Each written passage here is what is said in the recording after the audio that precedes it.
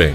Agora, antes de passarmos para o campo histórico, vamos ver um pouco sobre a besta que sobe da terra.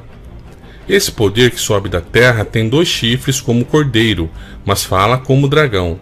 Exerce todo o poder na presença da besta que subiu do mar, e ele vai fazer uma imagem da besta que subiu do mar, e fará com que seja morto todo aquele que não adorar essa imagem.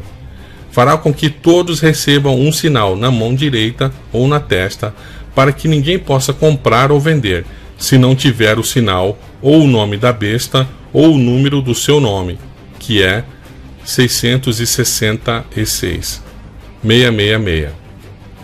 Muito bem, temos agora as peças do quebra-cabeça quase arrumado na mesa, pronto para ser montado.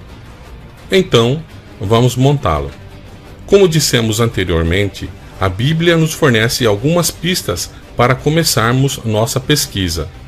E ela diz que a ponta pequena seria um poder político religioso que duraria milhares de anos. Que esse poder político religioso deve ter em seu sistema as mesmas características das religiões daqueles impérios. Relembrando, Babilônia, adoração ao sol; Pérsia, mitraísmo; Grécia e Roma, politeísmo funcional. Então, preste muita atenção agora.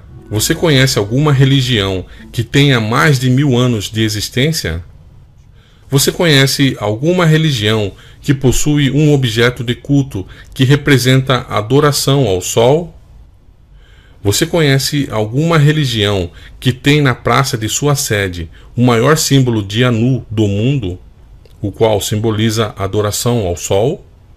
Você conhece alguma religião que o sacerdote é chamado de pai e cuida de uma paróquia?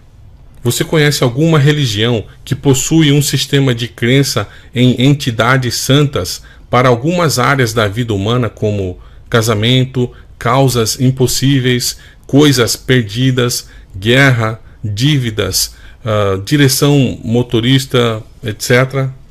Você conhece alguma religião que sua sede está numa cidade conhecida também por ter 7 colinas?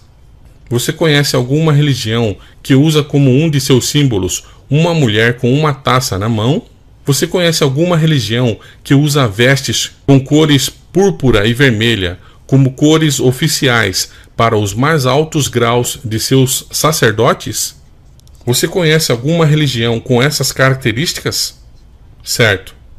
Então, vejamos agora no campo político. Qual poder passou a dominar o mundo após a queda do último dos 4 impérios? Lembra-se? Babilônia, Medo-Pérsia, Grécia e Roma?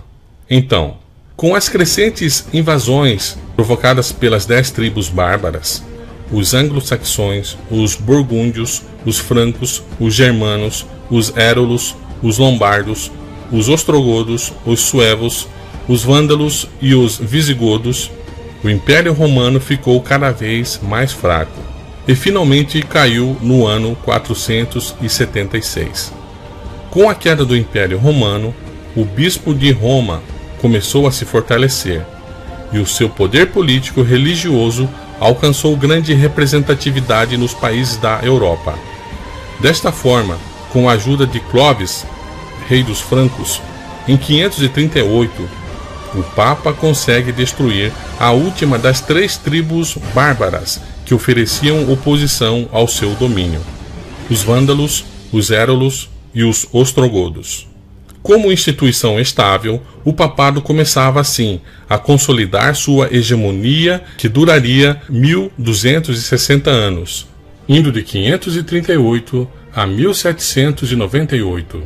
Durante a Idade Média, a Igreja Católica dominou os ditames da consciência das pessoas, uma forma diferente de domínio, mas não menos eficaz do que os outros grandes impérios, alterando a lei de Deus. Sob a influência do bispo de Roma, o imperador Constantino alterou a observância da lei de Deus, que era no sábado, passando para o domingo. E a Igreja Católica faz questão de vindicar esse direito a ela, o de ter mudado a observância do sábado para o domingo. A Igreja Católica também alterou a lei de Deus quando excluiu o segundo mandamento, o qual proíbe expressamente a adoração de imagens. Mudando o tempo. O calendário que o mundo utiliza hoje foi elaborado pelo Papa Gregório XIII, que em 1582 alterou os dias do mês para sincronizar o calendário das festas pagãs com as festas judaico-cristãs.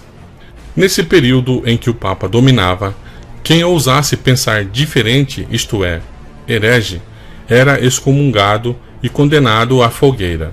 Muitos, antes da condenação, passavam por horrendas sessões de tortura.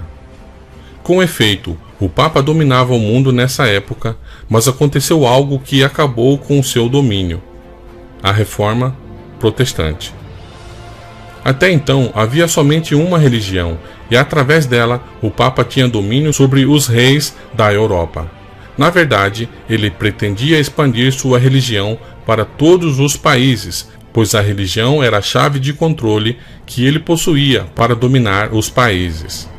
Em poucas palavras, sua religião consistia nisto: existe um Deus todo-poderoso no céu, ele tem um paraíso para os fiéis e um inferno para quem não o obedece. Agora, o mais importante: eu sou o representante dele aqui na terra. Bom, agora preste muita atenção, pois esta é a chave para entendermos lá na frente o que será a imagem da besta. Nós estamos falando da besta, isto é, do poder que sobe do mar. Sua principal característica no campo político foi a imposição de leis religiosas com o amparo coercitivo da máquina do Estado. O Papa usava todo o aparato do Estado para fazer valer seus interesses religiosos. Vale a pena lembrar: Roma nunca esquece e Roma nunca muda. Ah, como aquele poder oculto odiou esse movimento da reforma. A Igreja então logo tratou de providenciar algo para conter esse movimento,